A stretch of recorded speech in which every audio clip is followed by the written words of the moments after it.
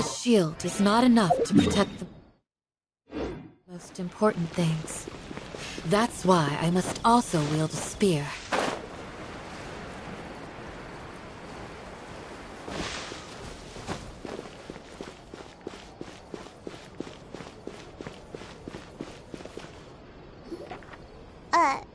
Huh? Our names are written in this newspaper. What's going on? Let Paimon see! The underwater stronghold, the Fortress of Meripede, has continued in its noble autonomy, but that does not mean that others cannot interact with it. My recent attempts to enter the fortress bore little fruit. Huh. Guess Charlotte still hasn't given up on that. Thus, did an Outlander friend become the focus of this report, a blind adventurer with their white fairy legends trailing in their wake. It is said that this mysterious traveler once visited the underwater fortress.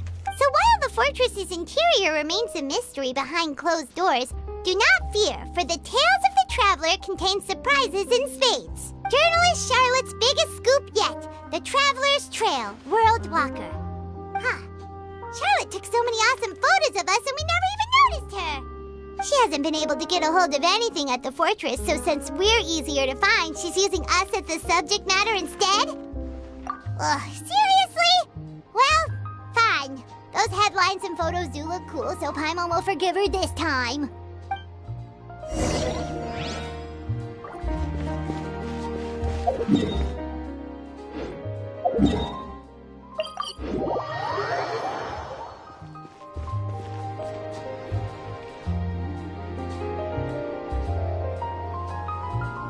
We're here! Paimon's hungry. Should we go in and get something to eat?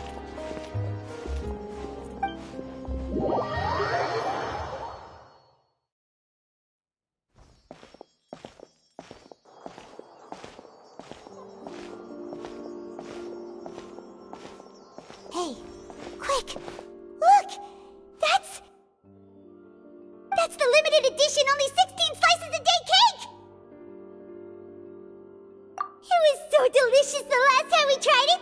Despite the tense situation we were in, let's give it another go! Paimon's sure it'll be great! One slice of cake, please. Someone showed up after all! Oh, wait, you're the one from the Palais Mermonia. Oh, are you here to buy cake too? It seems Monsieur Nervalette was right. You really can eat. Wait, did he really say something like that? That's right. Even he has his own preferences when it comes to food. As for me, I love the cake and coffee here. Do you come here often? Usually every day. Every day? It's part of my daily schedule, apart from work. I shall have my cake and coffee. Then what if someone told you one day that this place would be closing soon, and you wouldn't get to eat cake here anymore? What would you think? But why would it close? Well, Paimon doesn't know either, but maybe the waters will rise tomorrow. You know, like in the prophecy. Oh, the prophecy. To be honest, I haven't paid much attention to that. No, still, even if there'd be no more cake tomorrow, that wouldn't keep me from having some today. No, it's the same for eating in general. You might not be able to eat tomorrow, but if you can do so today, then you should carry on. That's what people call living, you know. Huh. Don't be sad. Excuse me, could I have 2 more slices of cake to go? These 2 slices are for you. Sijuin said that this kind of expression you're making is what humans call being sad. Oh, you know Sijuin? I sure do. She was born before me, and she sometimes comes to the surface to teach us things about humans. She said that humans are creatures that are saddened easily, yes, and you can only lift their spirits by feeding them delicious food. So please try the cakes here.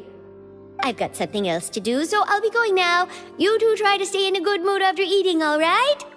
Bye.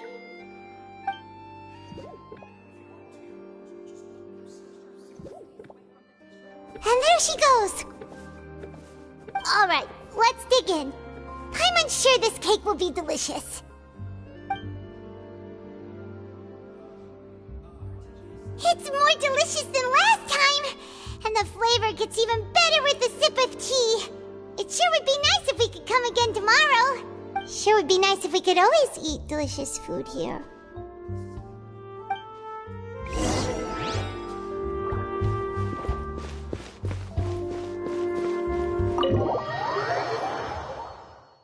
Oh, we're near the Seabird office.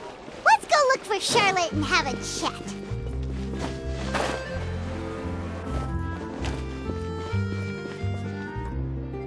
Wow!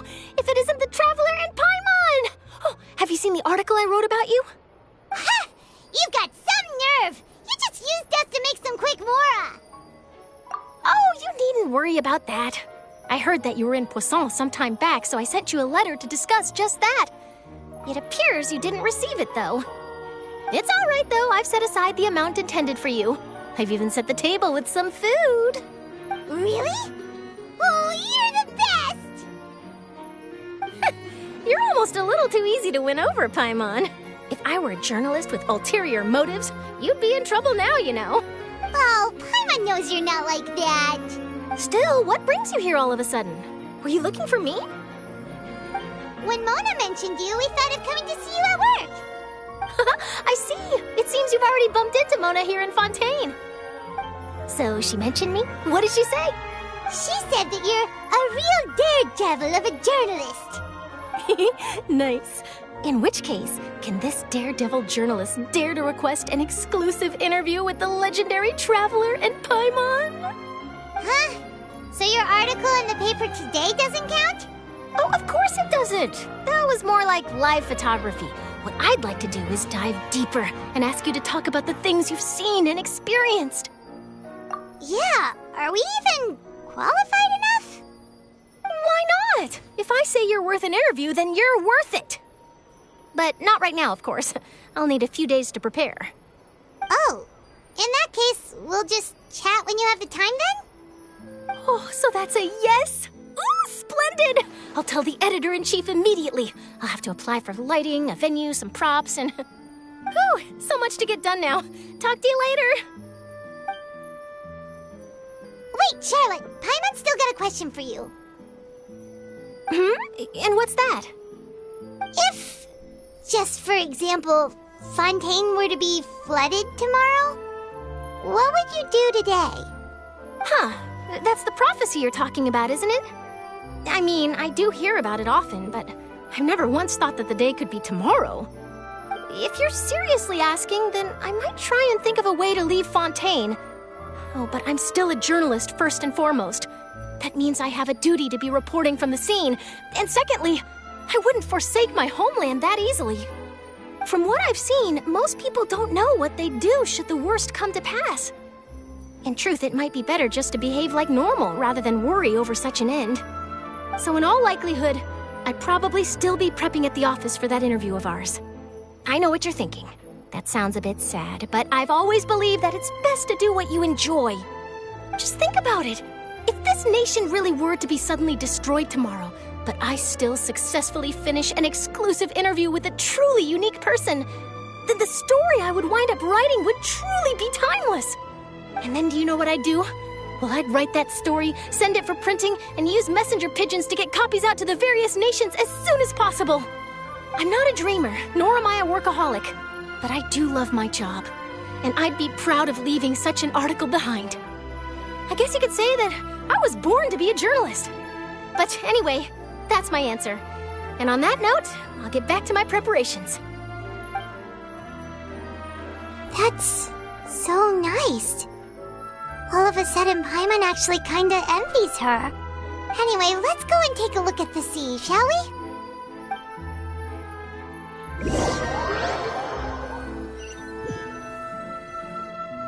The sea breeze and scenery can be a pretty soothing combo, huh? Paimon's been thinking. If it wasn't Fontaine, but all of Tevat that would be destroyed tomorrow, where would we go and what would we do? No, Paimon should ask, if you could choose, what would you like to do?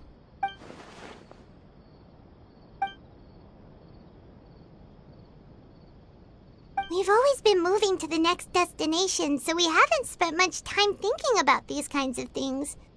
We didn't have to either, with us always being on the road and whatnot. You mean, still traveling?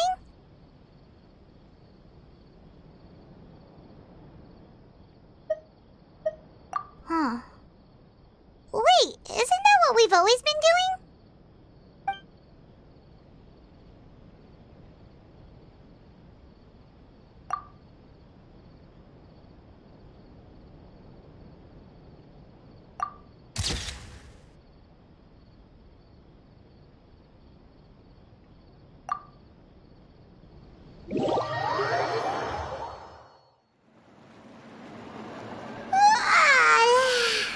Feels like you'll grow mold if you stay here long enough. But it's still better than the Fortress of Meropide, that's for sure. It's not only damp there, but salty too. Ah, so the two of you are still here. Wonderful. Oh, you're from the Palais Mermonia, aren't you? Yes, I'm Isadora. Monsieur Nervillet sent me to look for you two before. I heard that afterward you went to the Fortress of Meropide. Not at all. I'm well aware that you're friends of his. Actually, I'm here to pass along a message from him. Yes, inside the Opera House. The Maschera Phantom has declared the incident a small-scale riot. A riot? Well, that said, I don't personally think it was that serious. Lady Farina was watching a performance at the Opera House, and while she was resting during an intermission, some other audience members suddenly started harassing, loudly accusing her of doing nothing about the prophecy crisis. And before she could respond, others started to join in. The crowd continued to grow, and protests against the Hydro Archon started to break out. So people have started to put the blame on Farina. Guess they finally found an outlet for the pressure they've been under due to the prophecy. I agree. People will naturally rely on gods, as is customary. But the moment people feel threatened, gods are also the first to be blamed. So what happened after that? Is Farina okay? Seeing that the situation was spiraling out of control and that further argument was pointless, she claimed that she'd gotten tired of this and left in a hurry. The Maschera Phantom had their hands full maintaining order and did not catch where Lady Farina had gone. Only when things had stabilized did we realize that she had gone missing. So, you mean she's still missing? That's right. The Maschera has dispatched many people to search for her, but we don't have any leads yet. That said, I don't think there's much to worry about. She is a god after all. Even if she were to fall into the hands of rioters, what could ordinary people do to her? Good. Monsieur Nervillet sent me to tell you about the situation, but he didn't say anything else. Don't worry, this is more than enough to go on. Thanks for keeping us informed. Ah, is that so? Well, alright then. In that case, you two take care. Up. Well, sounds like we should hurry over to Poisson then. If we know Farina, she won't try to fix things in this situation. Instead, she'll look for a place to wait out the heat. And, as we also know, she may be loud and dramatic, but she doesn't have a heart of stone. When Nervillet was talking to her in the Palais Mermonia, and she heard about Poisson, she couldn't hide her sadness and remorse. It would be hard for her to ignore being accused by the public today. Paimon thinks Farina's probably taken the opportunity to slip away to Poisson and try to relieve the sense of guilt that she's feeling. Huh. Well, what do you think? Paimon knows the answer, of course, but Paimon can do the analysis to back it up, too. Cool, huh? In that case, there's not a moment to lose. Poisson, here we come!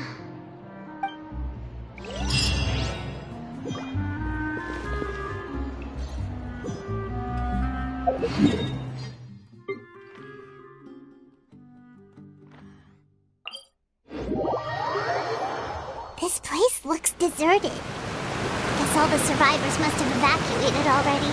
All that's left here are signs of devastation. Could Farina really be here? Let's try to find her as soon as possible.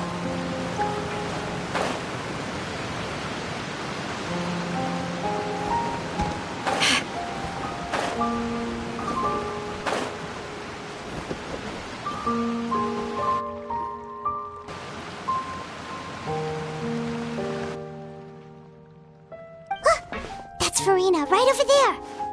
She really is here all on her own.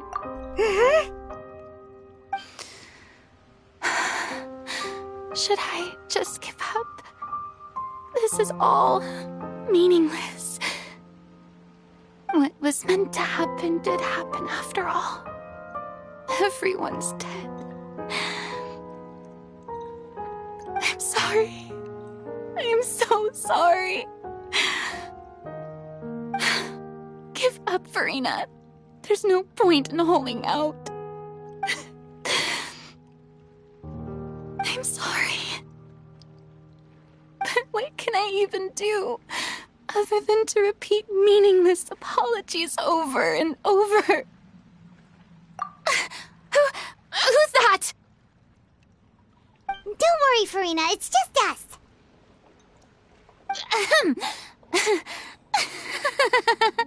So it is you, blonde traveler from another land. Why, I almost thought you were someone from that mob of my ignorant subjects, come to kneel and beg for my forgiveness. Farina, you were crying just now, weren't you?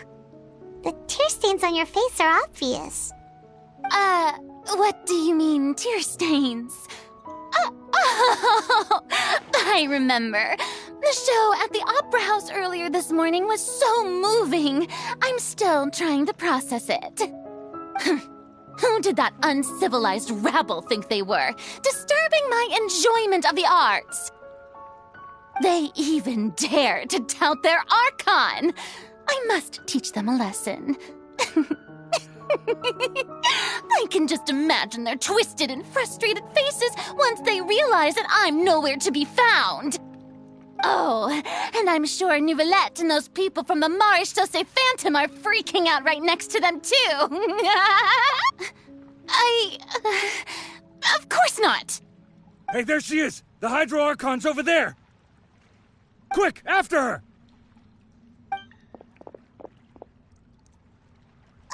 Farina, those people seem to be after you. They are? They're just some rabid fans who want to cut the line because they haven't been able to meet me in person, aren't they? That's against the rules. I can't let them get their way. Farina just ran off. Quick, we have to catch up with her.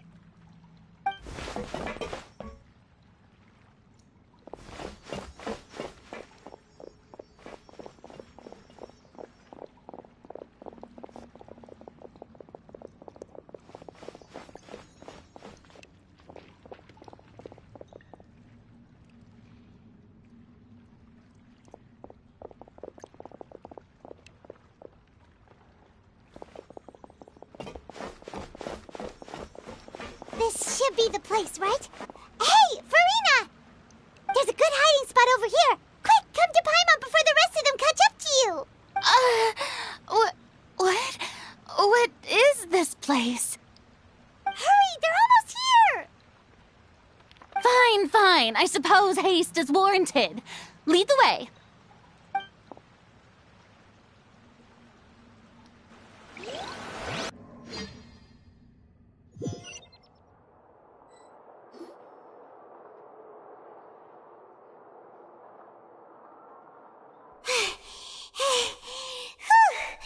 Paimon's exhausted.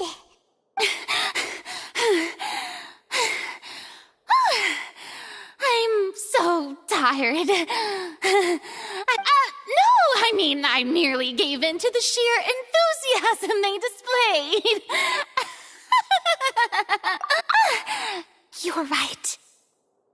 Yep, that's a good girl.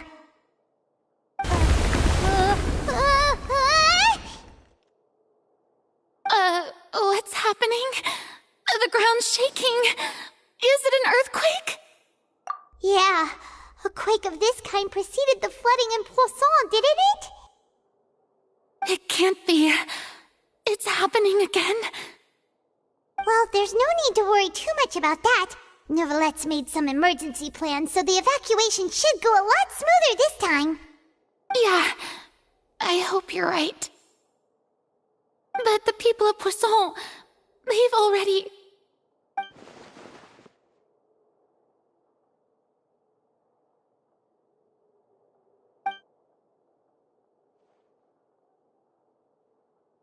It's true.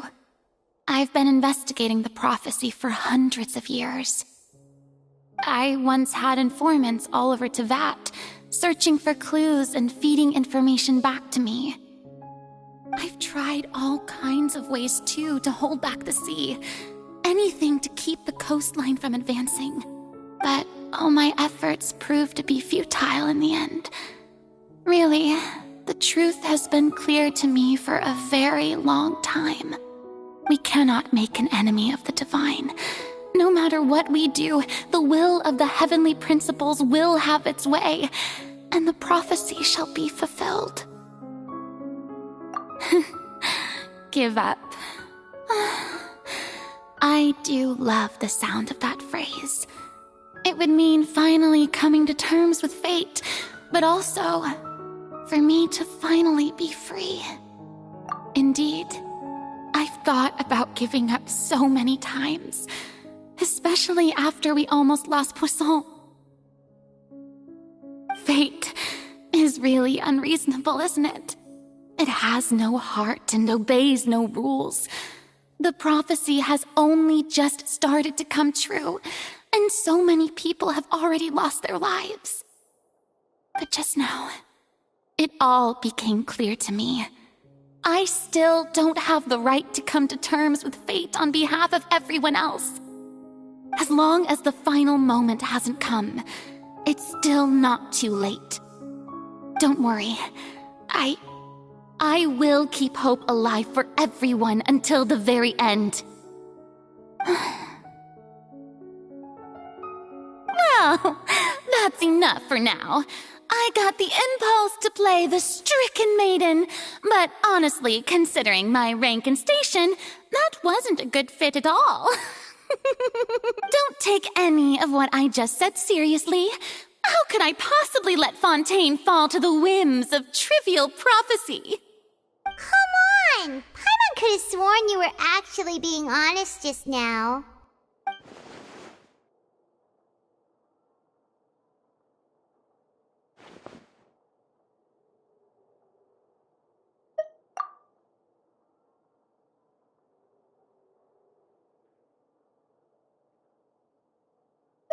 Share my burden. That's impossible. It was fated right from the start that this would be my duty alone.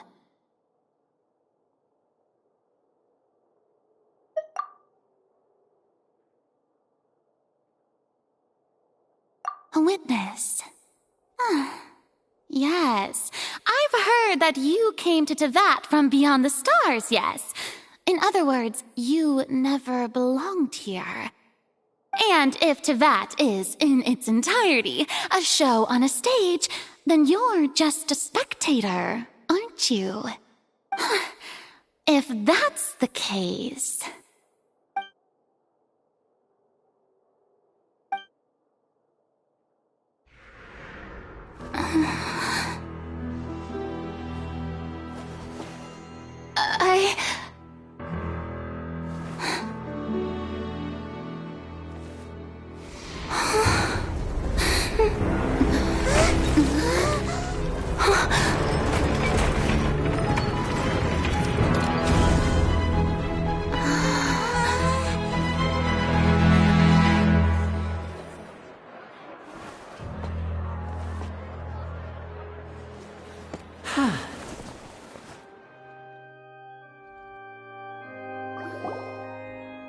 Ladies and gentlemen, this concludes my opening performance.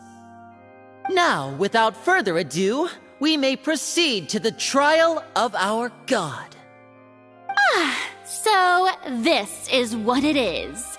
Yes, you deserve praise for the effort you took to raise the dramatic stakes. Do not forget, however, that I am Focalor, the god of justice, the embodiment of justice itself. Does it not strike you as even the least bit absurd to bring the very concept of justice to trial?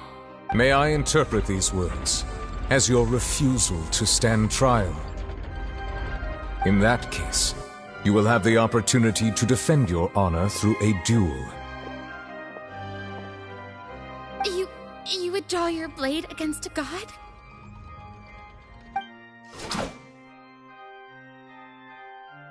I see. It seems like you have made up your mind.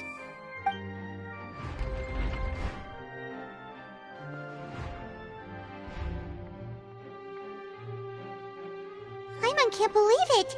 She just surrendered. What the heck is going on? Did I just see an Archon surrender to a human? Wow, how utterly humiliating. Lady Farina, what is the meaning of this? Shh! It would seem that there has been a misunderstanding. To be clear, the raising of both hands is not always an indication of surrender. Looking for excuses again, huh? I raised my hands just now to indicate my acceptance of the trial. No duel shall be necessary. I will admit that I've been running away for a long time. I'm sorry, everyone. I was unable to protect the people of Poisson. It is my duty to stand trial for my crimes. You are not the only ones to be disappointed in me. I, too, am exceedingly disappointed in myself. But now, it is time for the Hydro Archon to show you her courage and resolve. I, Farina, will use this trial to show the world the true meaning of justice! This time, I will protect you.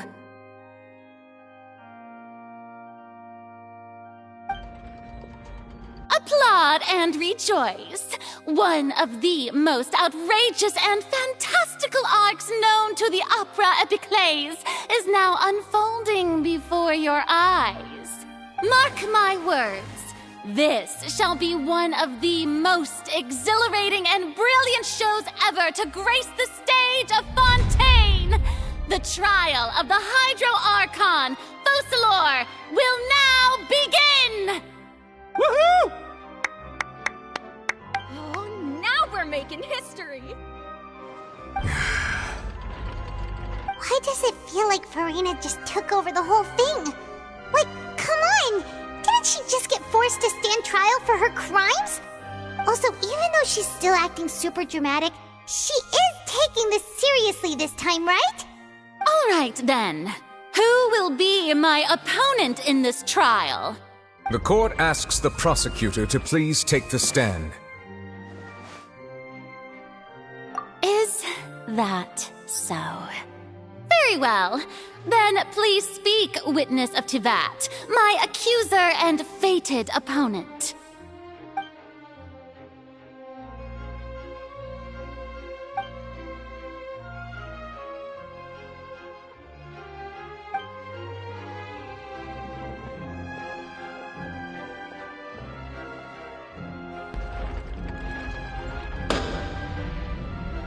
Also, please allow me to ask, as a final question before the trial begins, just how much work did you do to force me onto this stage? Well, we did do a lot of prep after the meeting that day. I can go over the tasks assigned to the Spina di Rosula, since they were rather straightforward and easy. Navia, the president of the Spina di Rosula. Most of the people who participated in the disturbance this morning were my subordinates. They changed into plain clothes and came to the Opera House as regular audience members, waiting for the perfect opportunity to incite insurrection against you. The people's resentment against their Archon has been building as more and more of the prophecy is fulfilled. A spark was all we needed to turn smoldering anger into a flame. Moreover, according to our understanding and analysis of you, when something like that occurred, you would likely flee the scene and head to Poisson by yourself. So, we arranged for a second group to lie in wait there. So, you mean, the ones who scoured the settlement for me were also from the Spina? And their goal was to force you to step into the giant magic box so you may personally participate in the greatest magic performance in all of Fontanian history. That's right. That house was a magic box, rather than someone's residence. As the super ultimate version of the setup that I used when I first performed at the Opera Epiclese, the volume of the box was increased by a whole order of magnitude, and the distance it traversed was the entire gap between Poisson and Araneas. Its cargo, of course, was an Archon instead of a human. My thanks, Farina. Without your help, we could never have pulled off such an extraordinary performance. You're welcome? Of course, this performance was only made possible with Father's support. The House of the Hearth spent a massive amount of labor in Mora to pull this off. We had to select a location, construct the giant magic box, dig a tunnel, and open up a path through the water. It was a lot of work for all of us. So, in other words, the earthquake that we felt within the giant magic box was just a normal tremor from... That's right. It wasn't a sign of another disaster to come. Then, I can guess Nervilette and Cloran's parts. You gathered a crowd, prepared a stage, and made sure that the champion duelist would be immediately ready for a fight. Also that as soon as I appeared on the stage, the trial may commence without a hitch. Am I... Yes, that is correct. Well, Clorand, I must commend you for your courage. Only the most outstanding champion duelist in all of Fontaine would accept a duel with an Archon without flinching. Thank you. As for you, Traveler, I suppose your role was to keep me distracted with conversation once you found me in Poisson. You'd make sure that I didn't notice anything amiss before revealing yourself as my prosecutor once we'd arrived onto the stage. Oh?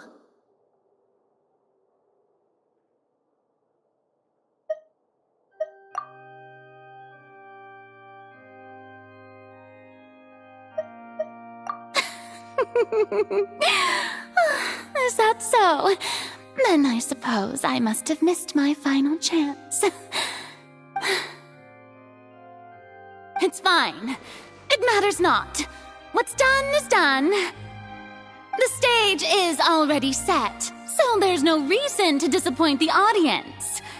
Let's see this trial through to the very end.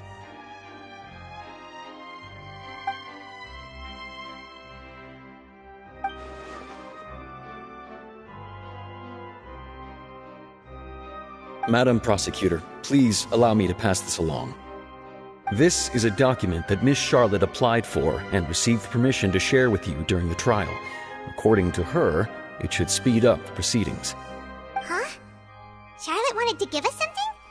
Oh, so she's here too! Hey, Charlotte! Oh, let Paimon see. Isn't this the exclusive interview that she did with us before? So she's already finished it, huh? Wait, then that means this document is a perfect timeline of everything that's happened ever since we stepped foot in Fontaine! So in other words, we can refer to this anthology of evidence every time we want to use something from our journey as evidence for an argument! Let's quickly confirm the information in it. Just think of it as a refresher, alright? You defeated the Hydro Archon in the very first duels you took part in at the Opera House. That's one for the history books, all right. I didn't think that you'd wind up getting to the bottom of the case I'd been following all this time. This is the first time Monsieur a Fatui Harbinger. The court... I need the word...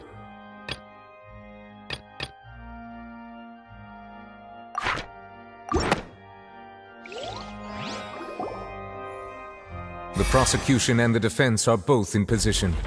The trial shall now begin.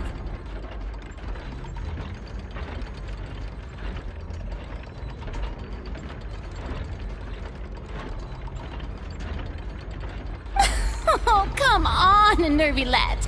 There's no need to repeat all the unimportant legalese. Just fast forward to the part where the prosecution lays out my offenses. as the defendant and the lead actress of this performance, I still haven't even been informed of my supposed guilt in all of this. Of course, it is only natural for humans to struggle to understand the actions of a god. However, you will need more than that to convict me of a crime. That's true, but my charge here is unrelated to your conduct as an Archon. Instead, I would like to charge you as a fraud who's never been the Archon in the first place.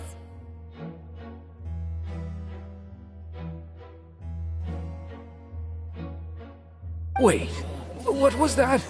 Lady Farina's a fraud? Hey, I came here thinking that we were going to try the Hydro Archon for forsaking her duty, but did I hear that right? She's not our Archon at all? Charge accepted. Lady Farina, do you plead guilty to the charge? Lady Farina. I plead not guilty. How can I be guilty? There is no way that I, Focalor, otherwise known as Farina de Fontaine, a member of the Seven and the Regina of all waters, kindreds, peoples, and laws of Fontaine, could be anything other than your true Archon. Yeah, even though Lady Farina can be rather eccentric, isn't it going too far to doubt her very identity? Yeah, I've never questioned her identity either. Sure, Lady Farina can be super irresponsible, but what grounds does that prosecutor have to make such a huge claim? I have cause to believe that common sense will prevail in this case. Many of the members of the audience have known me as the Hydro Archon ever since they were born. There would be no fooling their memory. See? Even the Oratrice has decided to show me its favor. Are you sure you want to commit to a charge that will never be upheld? If you wish to drop the case, I can promise you as the God of Justice that you will not have to face trial for making a false accusation. We will treat everything that's happened as a dramatic spectacle and move on with our lives. What do you say to that? Huh. An argument with near impossible odds, huh? We have to not only refute Farina's claims, but also overturn the long-held beliefs of the people. Well, I tried to give you the chance to surrender. If you must persist, then let me ask. If you believe I'm not the Archon, then what manner of being do you think I am? And if I was not the Archon, then how did I manage to live for over 500 years?